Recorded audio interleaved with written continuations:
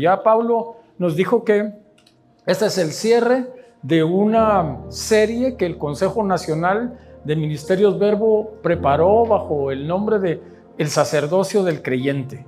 Y ahí hemos tenido algunas entregas, 4 para las iglesias que se reúnen todos los domingos, y en nuestro caso, pues 2, ¿verdad? Porque lo hacemos quincenalmente. Y todavía ahí hay un tema más que yo le dije a Pablo: mira, yo quiero cambiar el nombre de la prédica porque lo siento así como muy complicado. Y les voy a decir, el nombre original era de ministros por herencia a siervos como Jesús. Pero al orar, al orar, al leer, al volver a orar, al volver a leer, se quedó así tan chiquito como lo que están viendo en las pantallas. Porque servir debe ser para nosotros un estilo de vida y no solamente algo teórico o algo que escuchemos con, no sé, tal vez un nombre demasiado impresionante, pero que no se convierta para nosotros en un actuar, en un quehacer todos los días en nuestra vida. Entonces la serie bajo el nombre del Sacerdocio del Creyente todavía era un poquito difícil de explicar y de entender, porque ustedes podrán buscar en la Biblia y no van a encontrar ningún versículo que diga esa frase exactamente. El sacerdocio del creyente, no lo van a encontrar. Esto es un concepto teológico que empezamos a escuchar de alguna manera, miren, hace 517 años. El jueves 31 de octubre se cumplen 517 años de que Martín Lutero fue a la puerta de la iglesia del castillo de Wittenberg y colocó ahí 95 tesis.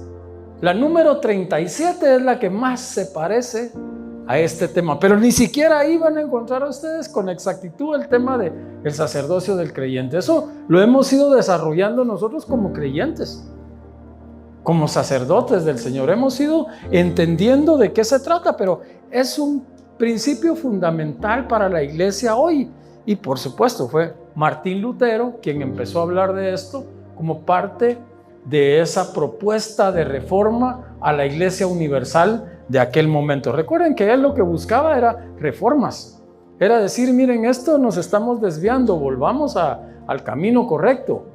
Y entonces a nosotros, que pertenecemos a esa corriente de iglesia que ha seguido la reforma, pues estamos buscando y tratando siempre de regresar a ese camino correcto. Este concepto del sacerdocio del creyente explica, sostiene que todos los creyentes en Jesucristo, miren, somos sacerdotes. Y aquí yo voy a agregar un paréntesis para decir, además de sacerdotes, somos creyentes, somos servidores. El ser sacerdote no es una posición, no es una jerarquía, es un compromiso de servicio. En eso consiste. Y somos sacerdotes ante Dios y Él nos da la autoridad para acercarnos a Él, para estar delante de Él, para servir a nuestros hermanos, en tanto ellos también desarrollan ese nivel de entender que ellos también son sacerdotes y que no necesitan realmente de ningún ser humano como intermediario. Para eso tenemos a Jesús. El libro de Hebreos, en el capítulo 4 y versículo 16, nos dice que nosotros podemos acercarnos confiadamente. Ya vi que están buscando en la pantalla, pero yo espero que traigan su dispositivo o su Biblia de papel. Así que a propósito, no todas las citas van a aparecer allí, porque es parte del tema que el ministerio de la palabra fluya entre nosotros. Y el ministerio de la palabra no es que alguien venga y nos predique, sino que yo me busque, yo me acerque a la palabra, que yo tenga esa necesidad en mí de estar en el conocimiento de Dios a través del escrito de su palabra. Pero regreso, en Hebreos 4:16 nos dice que nosotros podemos entrar confiadamente ante el trono de su gracia. Y mira qué rico, y ahí obtendremos el oportuno socorro para nuestras almas. Sé que no todos venimos hoy así como al 100. Alguna situación hay en nuestras vidas que necesita el oportuno socorro. Pues la primera buena noticia de hoy para cada uno es que Dios ha abierto esa puerta. Nos permite acercarnos y confiadamente no con miedo, no con duda, sino confiadamente, sabiendo que allí obtendremos el oportuno socorro. Este concepto del sacerdocio del creyente, pues, se basa en algunos versículos bíblicos como 1 de Pedro 2:9, que nos dice cuáles son nuestras características y nuestra identidad como creyentes. Y nos dice que somos un linaje escogido. Dice que somos una nación santa. Dice además que somos real sacerdocio. ¿Sí? Pero nos dice que hemos sido comprados, adquiridos por Dios para que podamos proclamar las virtudes del que nos llamó de las tinieblas a su luz admirable. Mire, mis tinieblas eran bien tinieblas. Mis tinieblas eran de verdad oscuridad oscura, si se puede decir de alguna manera. Y entonces cuando el Señor me llama y me trae a su luz admirable, siempre eso va a ser para mí un acto memorable del cual yo no puedo olvidarme. Así haya sido hace 30 y algo de años, un mes, o sea hoy en tu vida. Eso va a marcar un antes y un después. Eso va a marcar un hoy y un mañana en tu vida. Entonces, todo ese proceso hizo Dios para que nosotros estemos preparados y sirvamos para compartir de las virtudes de Él, de Jesús, que nos trajo de las tinieblas a su luz admirable. Hebreos 10, 19 y 20 nos recuerda lo que ya dijimos antes, que tenemos una nueva vía y algo vivo para acercarnos ante el trono de la gracia de Dios. De esas ideas surge entonces este concepto del sacerdocio del creyente. Yo espero que les quede tarea ahí. Yo voy a buscar a ver si es cierto que no dice el sacerdocio del creyente en alguna de las versiones. Buenísimo que lo hagan. Y ahí me cuentan cuando nos volvamos a ver. No, yo lo encontré. Qué bueno. ¿Ya? Pero háganlo, por favor. Muy bien. Entonces el sacerdocio del creyente, en resumen, es... ¿Cómo paso aquí las diapositivas con esto? Oh, sí, pero me fui una. Ok, ya entendí. Muy bien. El sacerdocio del creyente, entonces, es un principio que enfatiza, miren, la igualdad entre todos nosotros. Es un principio que nos dice que todos somos iguales delante de Dios desde el punto de partida de creer en su Hijo, y que tenemos un acceso directo a Dios y una responsabilidad compartida en la misión y en el ministerio. Y aquí ministerio, igual trabajo. En el trabajo que se debe de hacer en la iglesia. Quiero decirles que esa frase que está ahí hice un prompt y lo subí a Meta Inteligencia Artificial y desplegó un montón de cosas. Porque es importante que ustedes vean también que todas esas superbuscadores o herramientas nuevas también nos permiten hacer búsquedas respecto a nuestras dudas del Señor. El tema importante es que tenemos que conocer su palabra para saber que la inteligencia artificial no nos está llevando por rumbos que no debiera llevarnos. Porque la inteligencia sí es artificial, la creamos nosotros con todo lo que subimos al ciberespacio.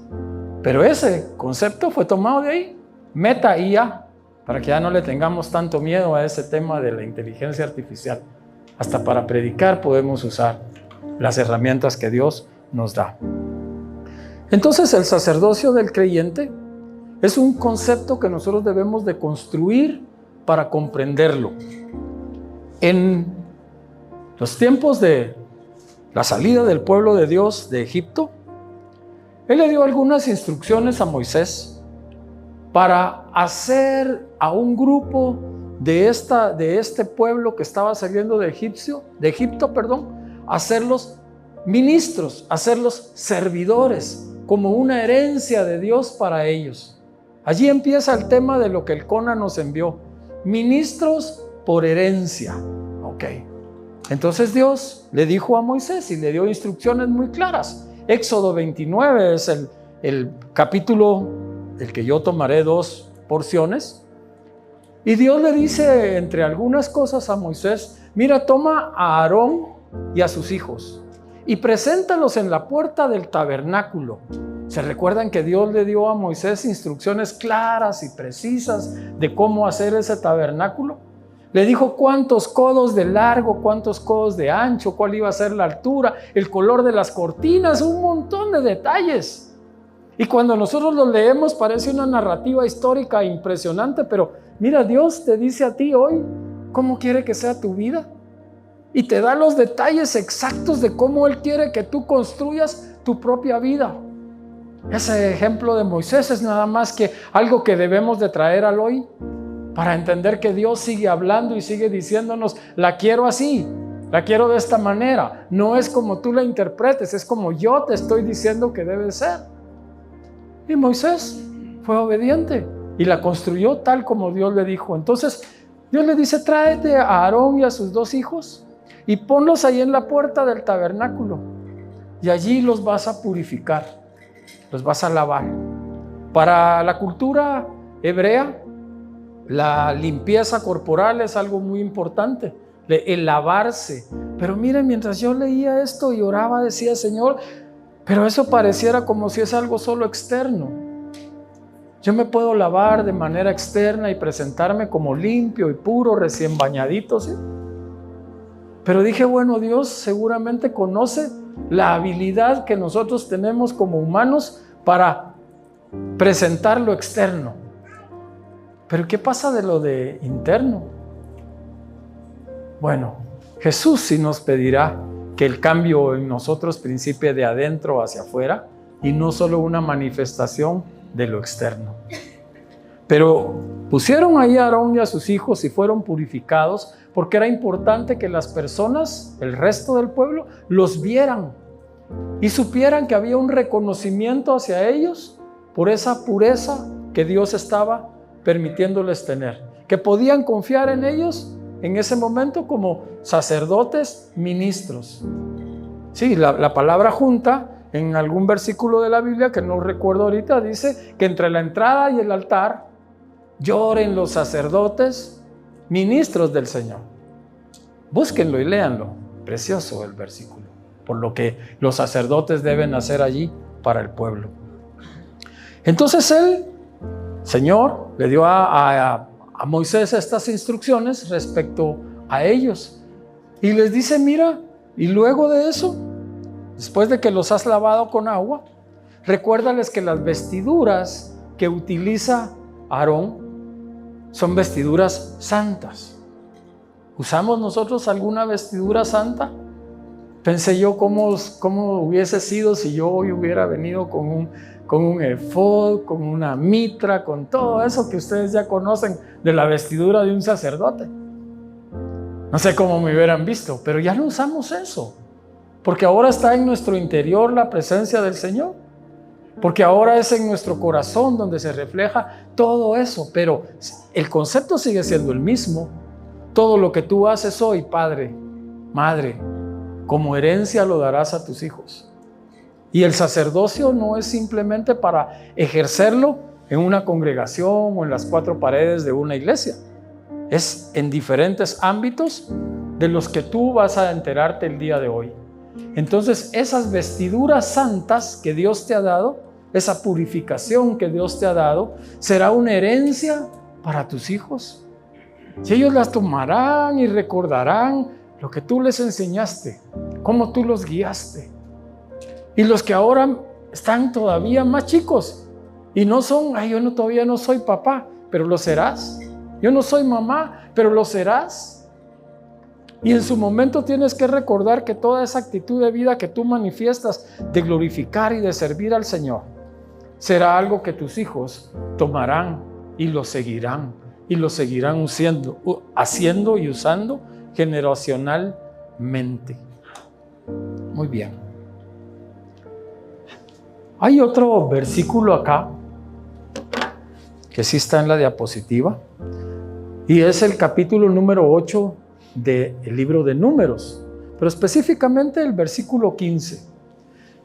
Miren, dice que después de que hayas purificado también a los levitas, no solo a Aarón y a sus hijos, también a los levitas. Entonces ellos serán presentados como una ofrenda y podrán ellos ir a ministrar. Yo vuelvo a hacer énfasis, ministrar es igual a trabajar, a ministrar en la tienda de reunión. La tienda de reunión, el tabernáculo, en algunas versiones dice el templo. Miren, se recibían 5 diferentes tipos de ofrenda. ¿Y qué cantidad de gente era? Y algunos no llevaban solo una ofrenda, algunos podía llevar las 5, porque su necesidad era de ese tamaño. Algunos quizás solo llevaba una. Y vayamos haciendo una comparación. Dice que llevaban ofrendas por la paz. Ay, nosotros cómo necesitamos esa paz. Cómo oramos por esa paz en nuestra vida, en nuestro corazón, en nuestra casa. Ellos oraban por el grano, llevaban ofrendas por el grano. Eran agricultores en su mayoría. Pero nosotros pedimos provisión espiritual y económica. Ellos llevaban ofrendas por la expiación, que significa aquellas cosas que yo había hecho donde había afectado a otra persona. Llevaban ofrendas también, tal vez las que más conocemos, por el holocausto. Y esas aquellas donde llevaban algunos animalitos y a los levitas les correspondía cortarlos y quemar algunas partes para que el olor fragante subiera a la presencia del Señor.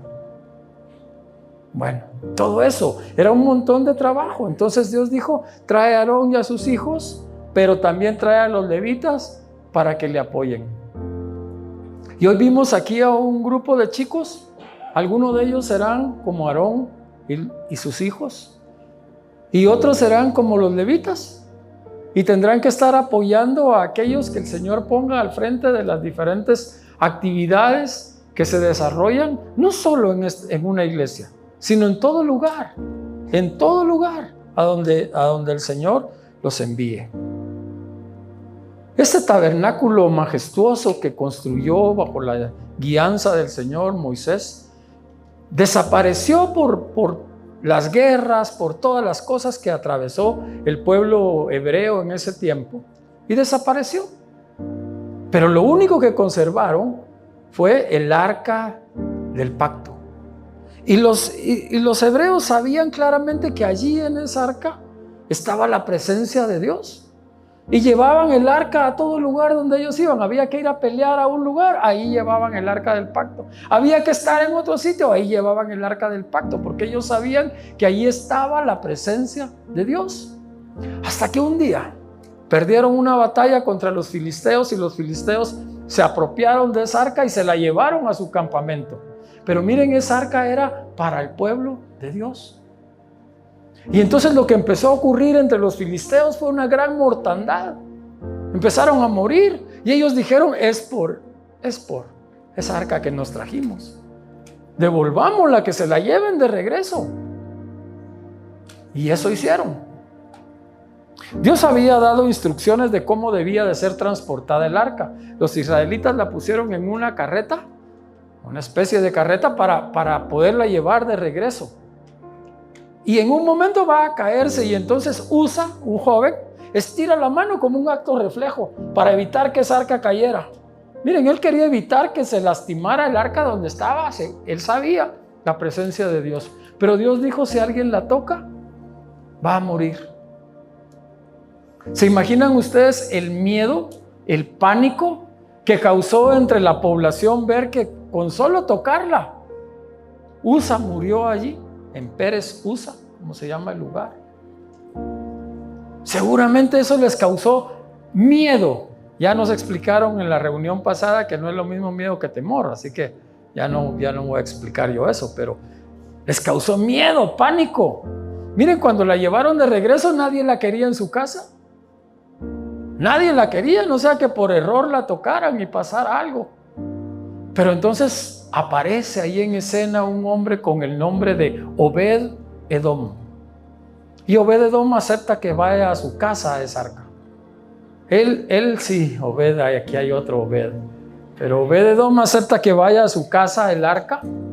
Y él sabe que ahí está la presencia de Dios. Y él sabe entonces que él debe de cambiar su forma de ser, su forma de actuar, porque ahí está la presencia de Dios. Mire, él sabía que ese no era un mueble, que ese no era un, como dirían los salvadoreños, un chunche, para poner ahí lo guardas ahí pues. No, él sabía que esa era la presencia de Dios. Ahora yo quiero que tú pienses cuántas veces nosotros clamamos a Dios por su presencia en nosotros. ¿Cuántas veces le pedimos que su Espíritu Santo venga a nosotros? Y Él amorosamente nos concede esa petición. Y entonces la presencia de Dios llega a nuestras casas también. Pero en la casa de Obed-Edom estoy seguro que no habían gritos, que no habían puertas somatadas, que no habían malos gestos, porque ahí estaba la presencia de Dios. Ellos tenían que cuidar todo eso. Y entonces empezó a haber una prosperidad espiritual y quizás hasta una prosperidad económica en la casa de Obed-Edom, de tal manera que entonces ya David dijo, no, mejor que nos la devuelva, ¿sí? Y vamos a hacer una tienda nosotros para que esté ahí, entonces esa bendición sea para todos. El entendimiento que debe venir a nosotros es que no solo es el tema de tener la presencia de Dios como un mueble o como algo que hemos pedido, sino ese cambio que debe producir en nuestra manera de ser y de comportarnos. Allí entonces, de nuevo, David establece esa tienda. Y mire, manda a él a reunir a los levitas, aquellos que tenían entre 25 y 50 años. Y resulta que eran como 24,000. Esto es Primera de Crónicas 23:4.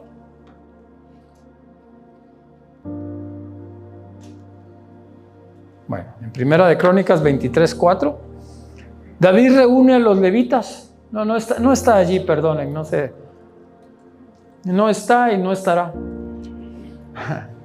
Sí. Entonces, allí en Primera de Crónicas 23:4, David reúne a estos levitas y de los 24 establece a 6,000 como oficiales y como jueces. Les da una función muy específica a realizar. Pero los demás les dicen, no, ustedes tienen que estar aquí para servir y para atender. Y miren, hay algo importante. Yo les dije que íbamos a conectar cosas hoy de lo que ha ocurrido en esta reunión con lo que yo iba a compartir. El Señor explica que iban a servir a aquellos que tenían de 25 a 50 años.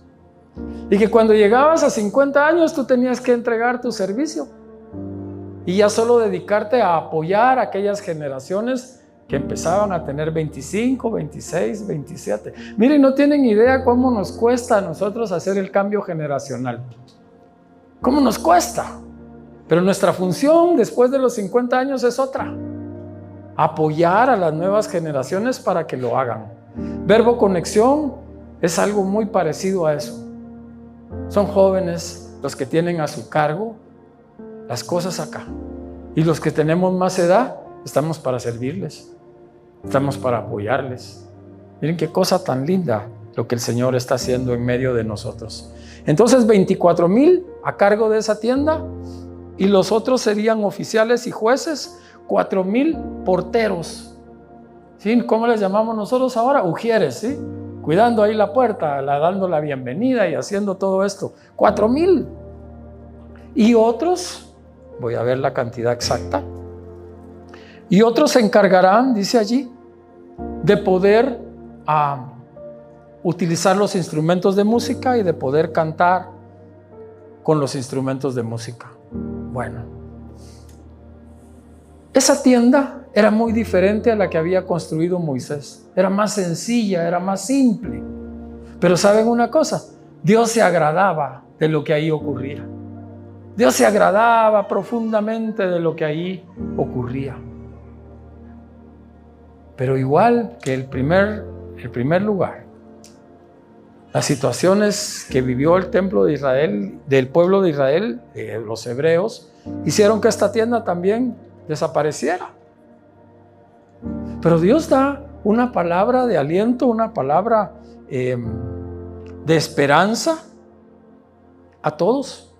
Y ustedes la podrán encontrar en el libro de Amós, capítulo 9, versículo 11. Ahí Dios dice, miren, yo restituiré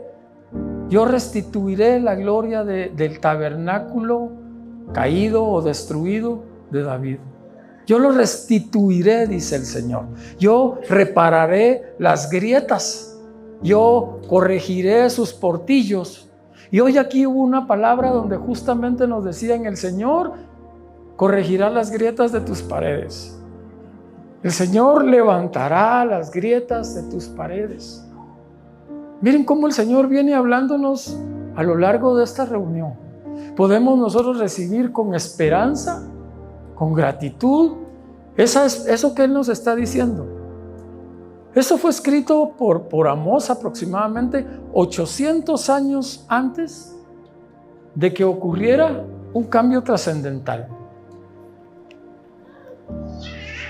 Ahora no puedo cambiarlo.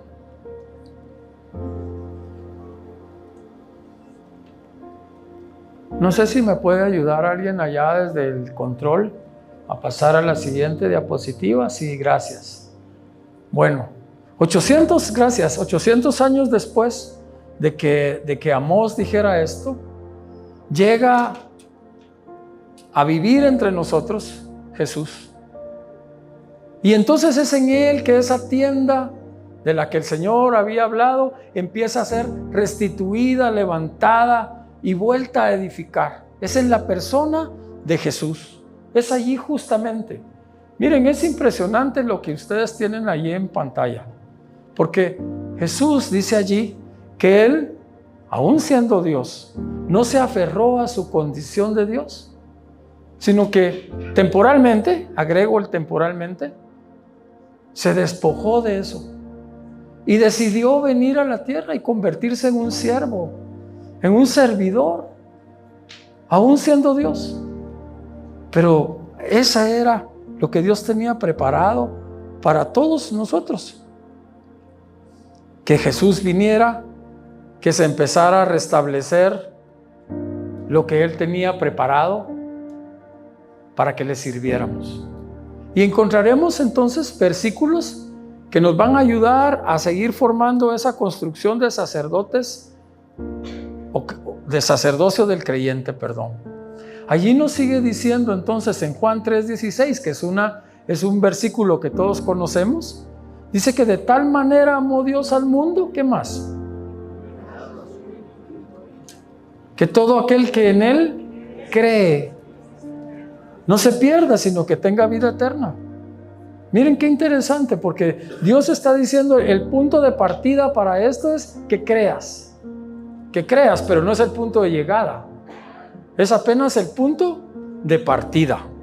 Eso es lo que está ocurriendo allí. Algo pasó con mi apuntador, hoy sí estuve yo muy bien aquí.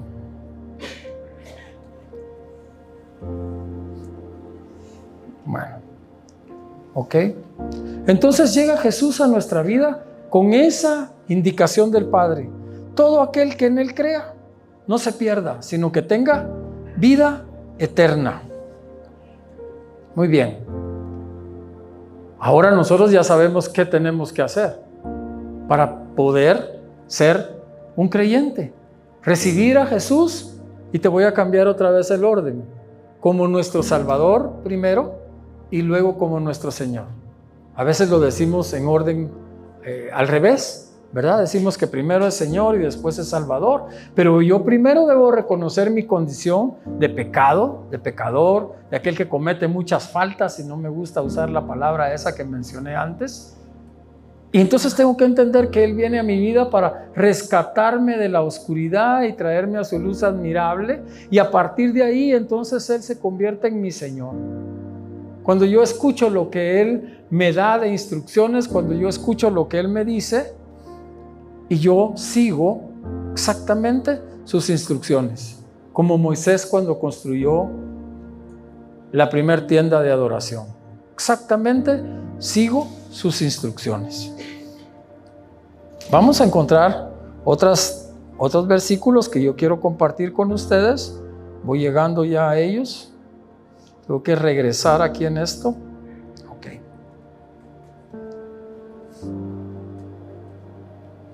Muy bien. Ya vimos Juan 3:16.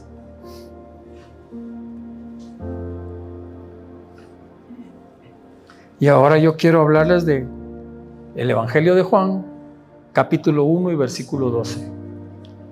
Sigue hablándonos otra vez del ser un creyente y de lo que eso significa para nosotros. Dice ahí que a todos los que le recibieron, ¿quieres tú recibir a Jesús? Es la pregunta que nos hacen, ¿verdad? Y vemos muchas manos levantadas y vemos mucha gente que dice, sí, yo le quiero recibir. Porque sabes, en medio de nuestra necesidad, en medio de nuestra angustia, nos parece que eso es algo que nos va a servir. Y entonces decimos que sí. Pero después Juan en la siguiente frase dice, a los que creen en su nombre. No solo a los que le reciben, a los que creen. Entonces Dios les da un regalo. A ellos les dio potestad de ser hijos de Dios. Miren, vamos encontrando ya dos razones por las cuales para nosotros es importante, es importantísimo recibir a Jesús y creer en Él. La primera es que nos dijo que íbamos a tener vida eterna y que no nos íbamos a perder. Y la segunda es que ahora nos dice, además, vas a ser llamado hijo de Dios. Solo por creer en Jesús. Yo creo que es suficiente atractivo para que nosotros lo hagamos y continuemos. En el capítulo 8 de este Evangelio de Juan, Jesús está hablando a unos judíos, se llamaban prosélitos, aquellos que dejaban el judaísmo y aceptaban a Jesucristo. Y entonces Él está hablando a aquellos judíos que habían creído en Él. Y Jesús les dice lo siguiente, miren, si ustedes permanecen en mi palabra,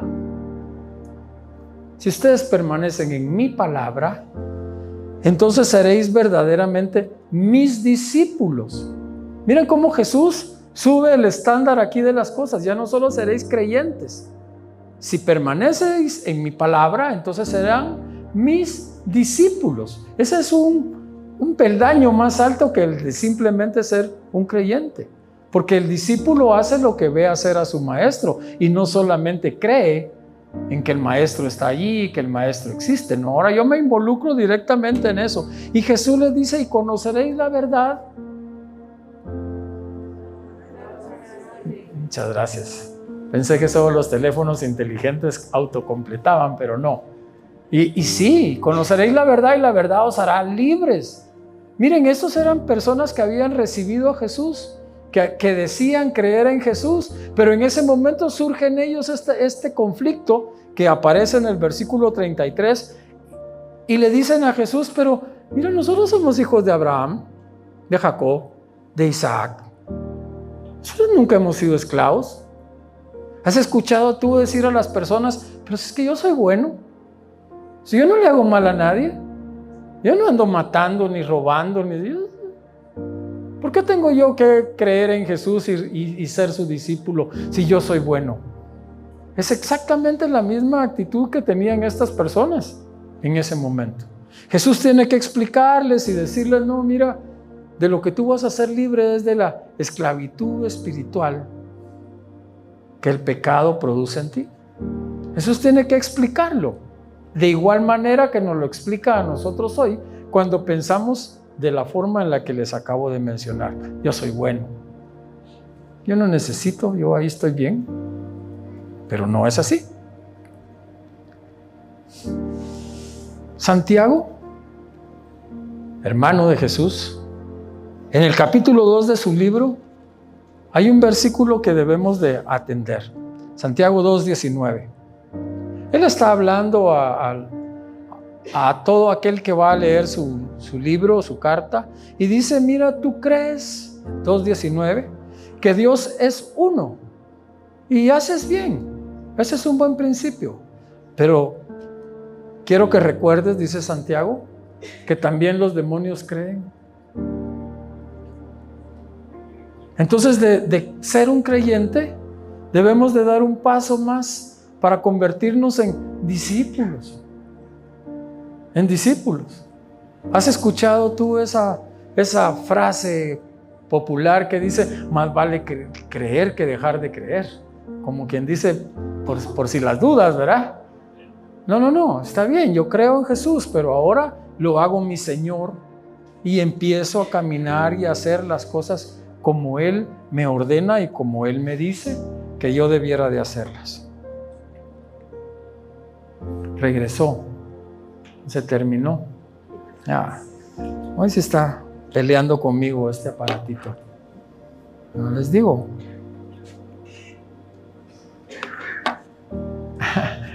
No lo toco. No sé, aquí no funciona, mira. Aquí no funciona. Bueno. Entonces, ahora ya sabemos que por herencia Dios delegó en algunos a ser ministros. Pero luego cuando vino Jesús dijo, todo aquel que en mí cree y permanece en mi palabra, entonces Él va a ser un servidor, Él va a ser un siervo para que la obra mía crezca. En Marcos 10:45 Jesús, sus propias palabras, dice, el Hijo del Hombre no vino para ser servido, sino para servir y dar su vida por muchos.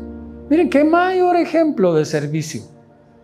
A veces pensamos que si obtenemos un título académico, o dos, o una maestría, y ya vamos por el doctorado, entonces todo el mundo nos debería de decir doctor, licenciado. Pero Jesús no era así. Jesús era más sencillo que todo eso, más simple que todo eso. Él vino para servir y no para ser servido. Cuando nosotros oímos la palabra ministro, pensamos en los 13 ministerios que tiene el gobierno de esta república. Y miren, eso es como una pirámide. Y el ministro está aquí arriba. Y todos los demás fieles súbditos del ministro están para servirle. Y cuando el ministro entra a un lugar, él espera que todos le hagan la reverencia. En el reino de Dios es totalmente inverso.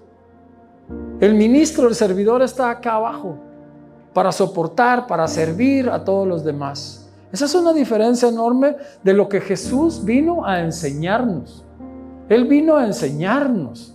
Miren, de verdad, era más conocido por hacer señales, milagros y prodigios, pero en alguna porción de la Biblia, no recuerdo la dirección, pero ustedes la van a encontrar.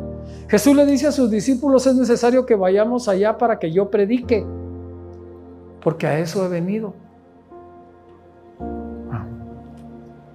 A algunos a los que los bendijo con alguna sanidad, les dijo, no vayas a decir nada. Porque no era ese el propósito de Jesús, era compartir la palabra que Dios le había dado. Pero manifestaba su poder a través de estas señales, maravillas y prodigios.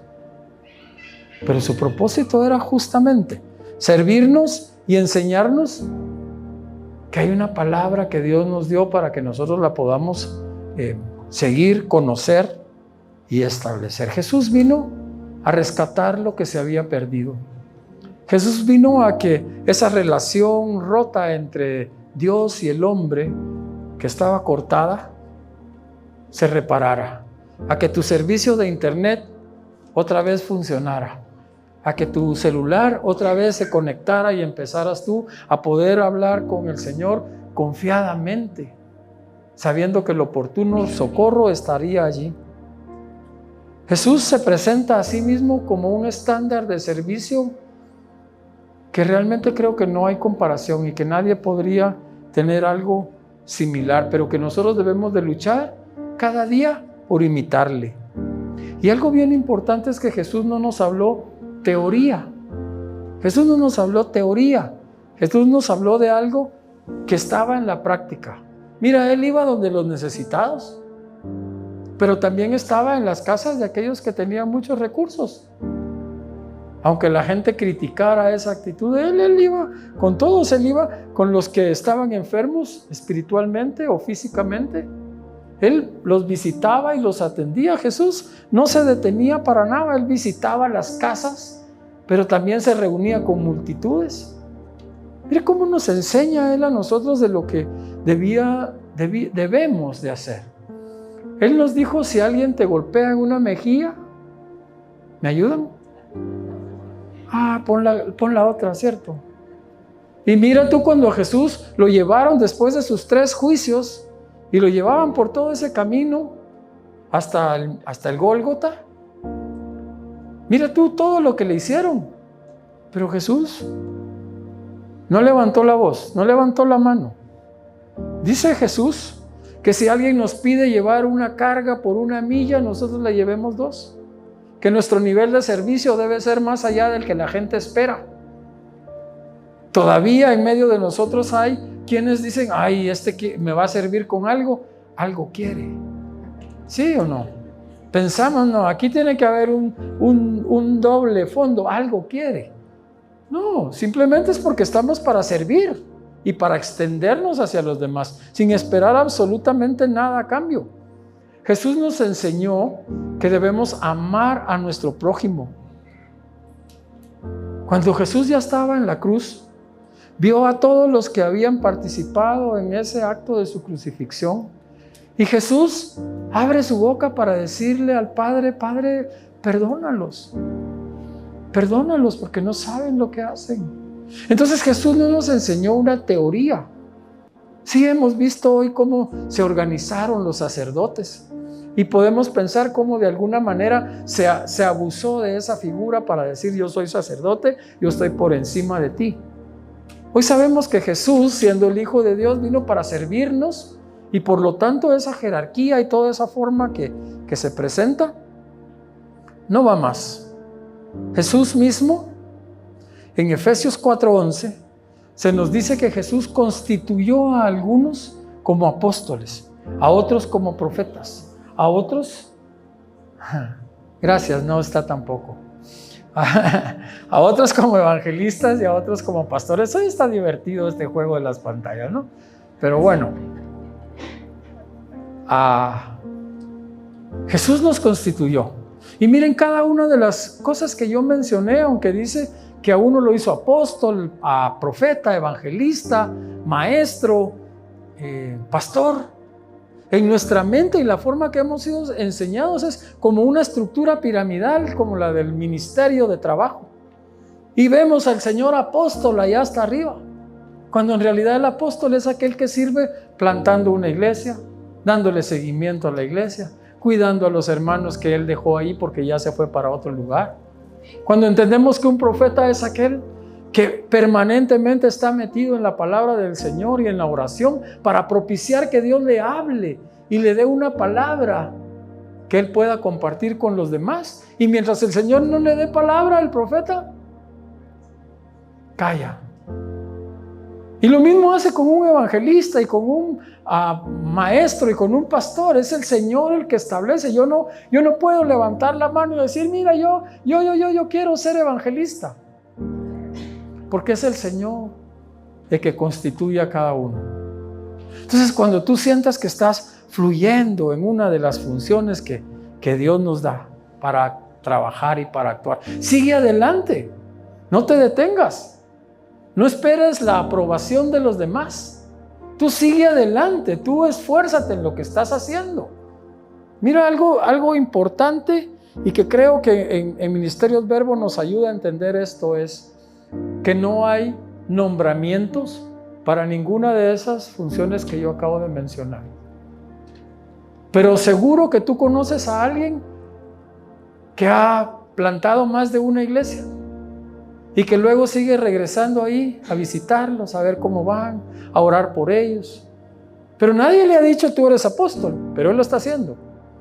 Estoy seguro que tú conoces a muchos que van a compartir la palabra del Señor y a esparcir la semilla del evangelio, pero nadie le ha dicho, mira, tú eres un evangelista. Hay muchos que se preocupan por nosotros y que están llamándonos por el celular o mandándonos un WhatsApp o averiguando por qué no nos han visto. Y nadie le ha dicho, tú eres pastor. Él está haciendo esa función para la que Dios lo ha constituido. Cuando pase el tiempo, cuando pase mucho tiempo, posiblemente sea reconocido entre nosotros los hombres. Pero yo le garantizo que Dios lo ha constituido y Dios lo ha reconocido. Y que lo que hagamos los hombres de verdad queda en un segundo plano. Así que si tú estás funcionando ya en cualquiera de esos niveles, sigue adelante, no te detengas. No esperes el reconocimiento, no esperes absolutamente nada. Y uno puede decir, bueno, pero ¿y entonces cómo hago? Bueno, primera de Pedro 4:10 nos explica. Pon al servicio de los demás el don que has recibido. Pon al servicio de los demás el don que has recibido. Es que a mí no me han dicho que yo tengo que ir a visitar a Edna y a Erika a su casa y a orar por ellos. Pues no, ni te van a decir. Si el Señor habló a tu corazón y te dijo, ve y visítalos y ora por ellos, ve y hazlo, no te detengas. Nosotros tenemos que administrar la gracia de Dios en las diferentes formas que Él nos da.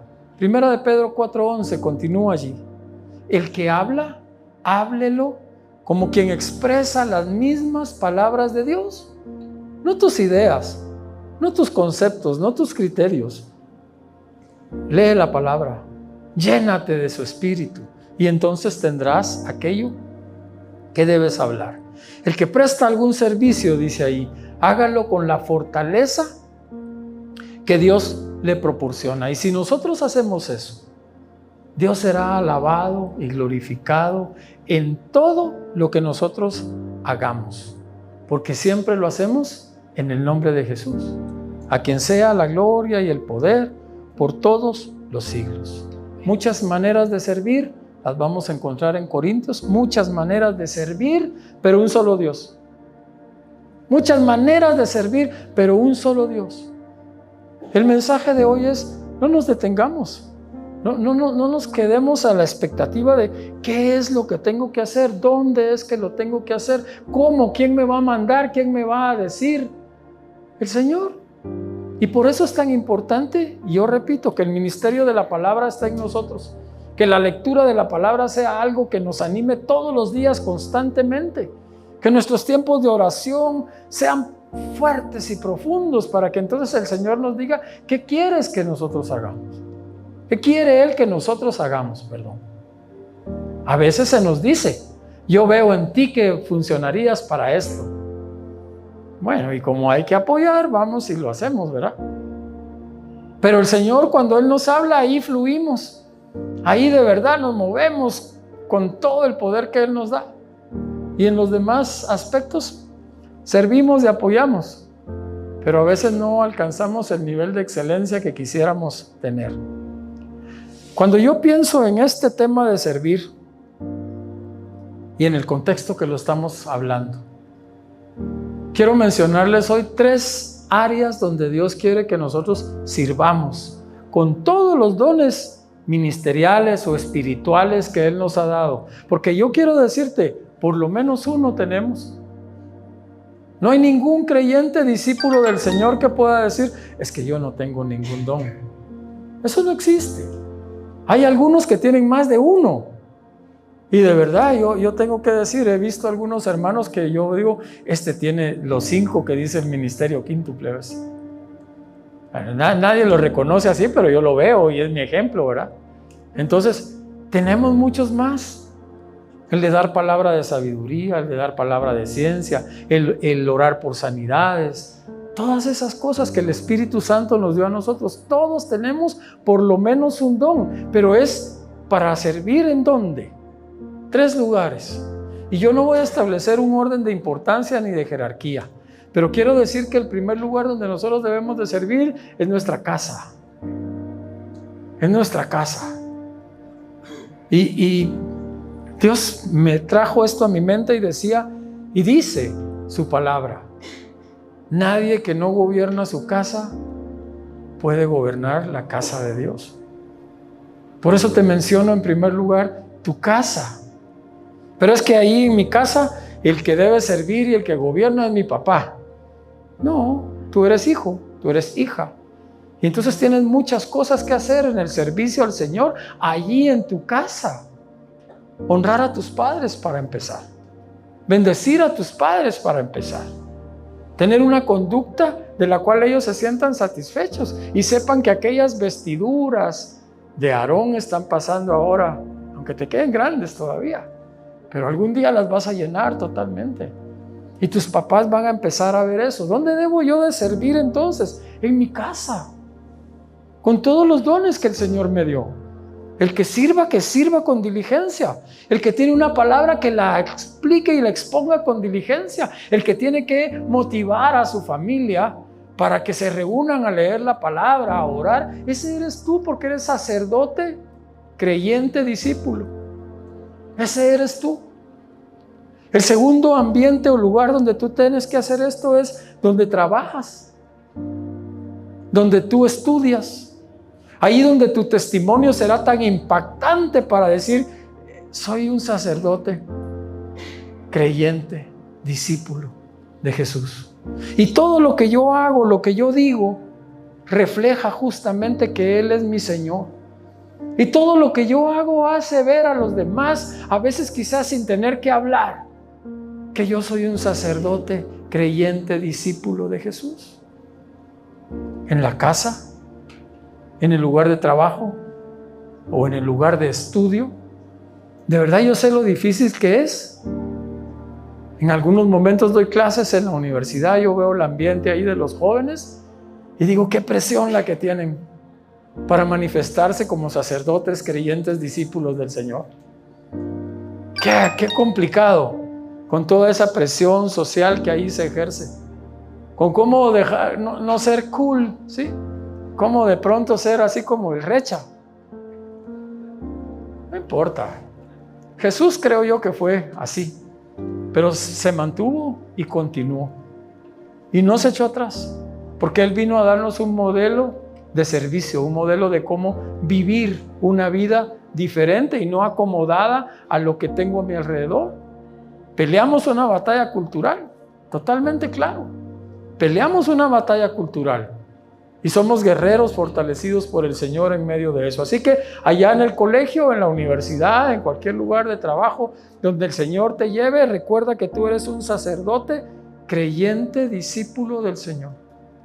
Y que debes de manifestarse como tal.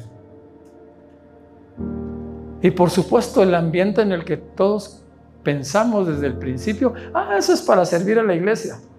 Yo alguna vez que escuché hablar algo similar dije, están reclutando servidores. ¿En serio? De plano no tienen ujieres, quieren que se agreguen. No, pero si ese servir es un privilegio, donde quiera que te pongan. Muy breve, por el tiempo, te voy a contar una anécdota. Cuando Verbo cumplió 20 años, allá en ese tiempo, bueno, yo llegué ahí porque era parte del grupo para servir y nos iban a decir qué hacer. Y entonces me dicen, mira, allá en el fondo del parqueo, ahí te toca. Y ahí vas a cuidar los carros, y ahí vas a atender. Y de plano que no pude cambiar la expresión de mi rostro, ¿verdad? No dije nada, pero mi rostro decía que ese lugar no era el que yo quería. Seguro. Yo quería mínimo estar en la puerta, recibir a todos los hermanos. Y me mandaron hasta el fondo del parqueo. Si conocen zona 16 saben lo que es eso. Hasta el fondo del parqueo, por ahí fui a parar. Y el hermano que me asignó mi puesto me dijo, ¿o qué querés pues? El micrófono. Wow. Así que no solo me mandaron al fondo del parqueo, no, que encima de eso regañado, ¿verdad? Pero bueno, allí me fui yo al fondo del parqueo. Miren, 20 años después llamé a ese hermano, le dije, mira, hoy tengo el privilegio de tener el micrófono. Pero ¿cómo llegué ahí? Pues porque entendí que tenía que ser humilde y que tenía que ser sencillo. Y que Dios estaba probando mi corazón en esas cosas. Todo lo que Él me puso a hacer. Hoy nosotros ya no limpiamos sillas, pero yo todavía asistí a iglesia donde había que llevar un trapito en la mañana, limpiar el baño. Hoy se ofenden los hermanos y los mandamos a limpiar los sanitarios, pero eso era antes. Dios ha sido bueno con nosotros, ahora quiere que sirvamos de una manera diferente, pero en esos 3 ambientes, y el último es la iglesia. Es servir a sus hermanos en la iglesia. Pero ¿por qué lo dejé yo al final? Porque pareciera el más lógico. Pero Dios quiere que sirvamos en todo lugar donde nosotros estemos. Que esa bendición que Él nos da de ser servidores, creyentes, discípulos, tal vez si hoy sí me apoyan con pasar 1 o 2 diapositivas más, porque allí tengo una fotografía gracias, miren, esa fotografía espero yo que no tiene derechos de autor, no es mía, pero es el grupo de personas que fueron la semana pasada a servir allí a Zumpango.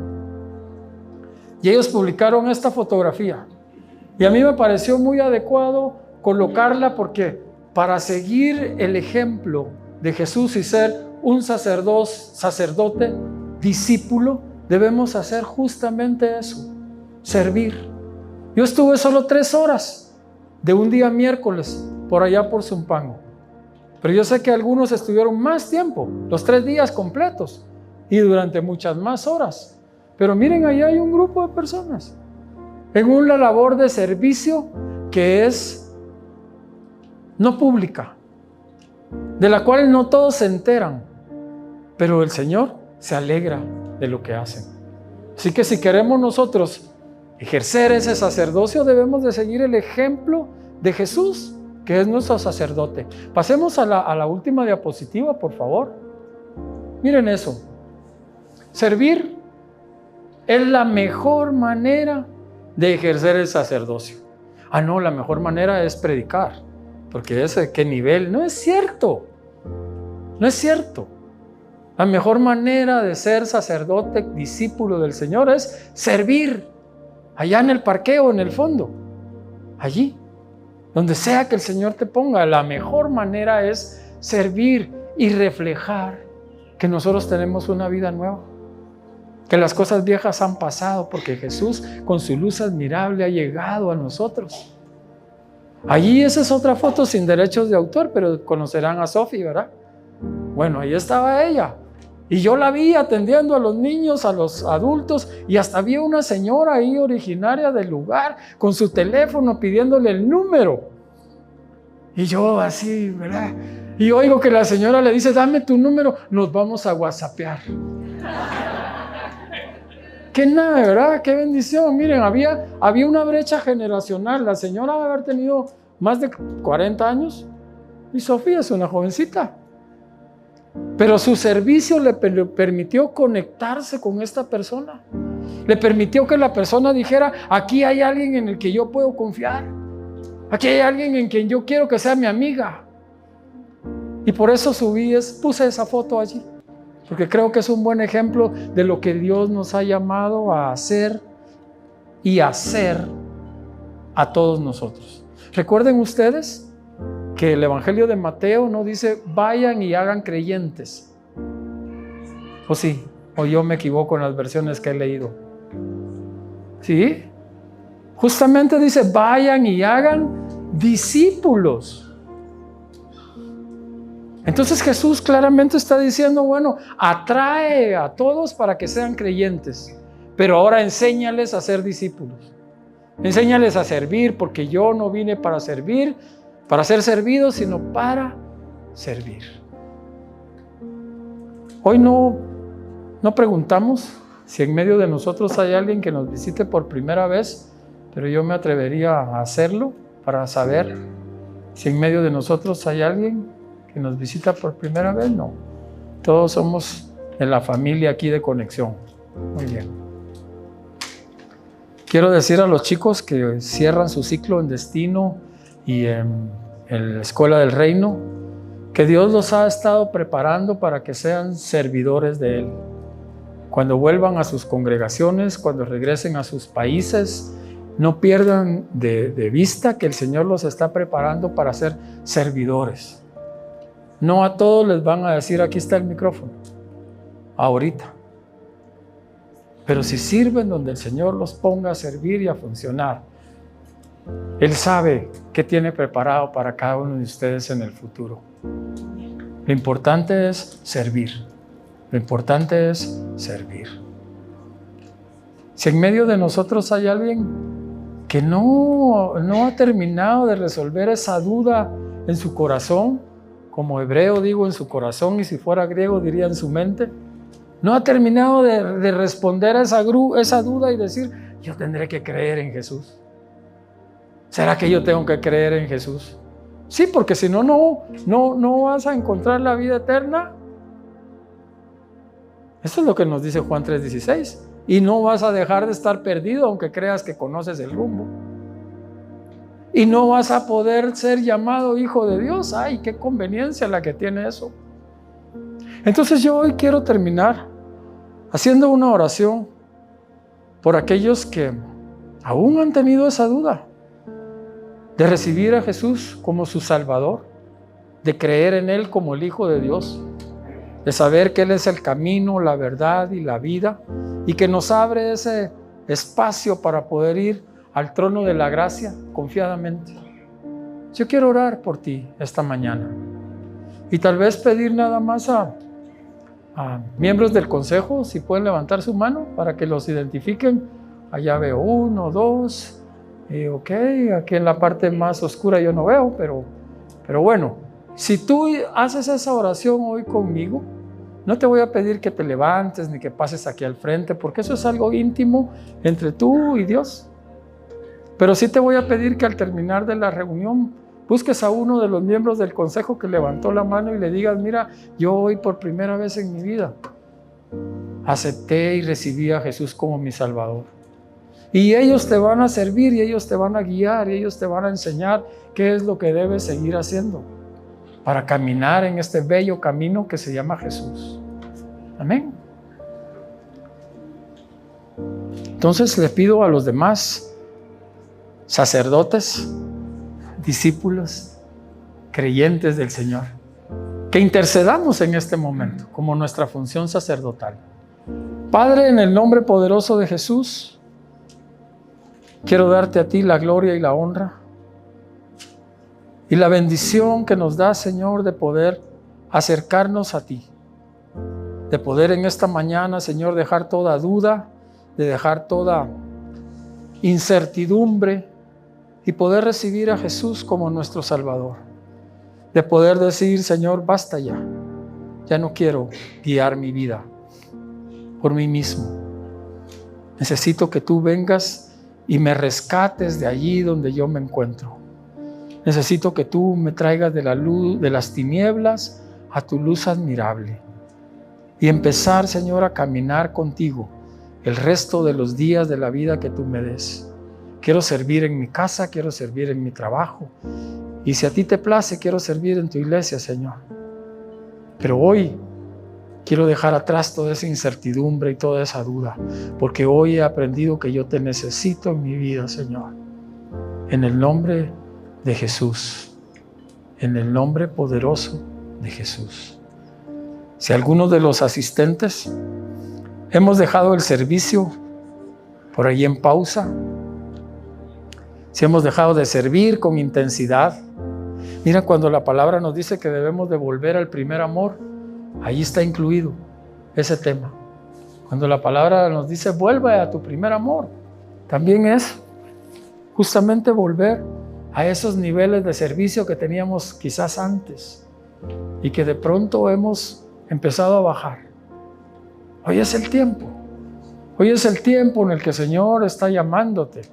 A todos los jóvenes que están en destino, servidores totalmente. A todos aquellos que han pasado el tiempo en la escuela del reino, servidores totalmente. A todos aquellos que hemos ido envejeciendo aquí en las sillas de la iglesia, servidores totalmente. Este es un llamado del Señor para que le sirvamos en todo lugar a donde Él nos envíe. Padre, yo te pido tu bendición sobre cada uno de los que estamos hoy aquí reunidos, para cada una de las familias que están representadas por nosotros hoy aquí, Señor. Que volvamos ahí, Señor, llenos de tu luz, llenos de tu presencia, y que podamos, Señor, con nuestra actitud de vida empezar a manifestar ese servicio de proclamar tu palabra, de evangelizar con el ejemplo. Señor, de llevar palabra profética a nuestra casa, a nuestro lugar de trabajo, de cuidar de aquellos, Señor, que quizás no te conocen o si te conocen se han alejado. Tú nos has dado dones, tú nos has dado muchas cosas, Señor, que tenemos que poner por obra. En el nombre poderoso de Jesús, bendícenos, Señor. En el nombre de Jesús te lo pedimos. Amén y amén. El Señor les bendiga, que tengan un buen día.